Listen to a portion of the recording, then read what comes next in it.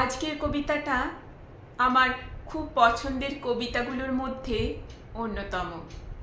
পূর্ণেন্দু পত্রীর লেখা। আমার সেই গল্পটা এখনো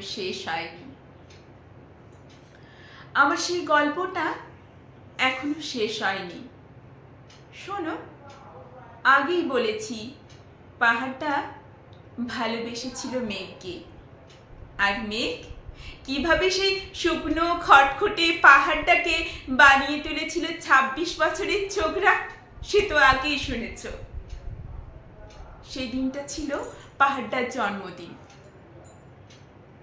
পাহাড় মেঘকে বললে, আজ তুমি লাল শাড়ি পরে আসবে। মেঘ পাহাড়কে বলল, আজ তোমাকে স্নান করিয়ে দেব চন্দন জলে। ভালোবাসলে নারীরা হয়ে যায় নরম নদী, পুরুষেরা জ্বলন্ত কাঠ। সেভাবেই মেঘ ছিল পাহাড়ের আলিঙ্গনের আগুনে, আর পাহাড় ছিল মেঘের ঢেউ জলে। হঠাৎ আকাশ জুড়ে বেজে উঠল ঝড়ের জগঝম্প। একরাশ হাওয়া ছিনতাইয়ের ভঙ্গিতে ছুটে এলো। মেঘের আঁচলে টান মেরে বলল, ওঠ ছড়ি, তোর বিয়ে। আমার সেই গল্পটা এখনো শেষ হয়নি।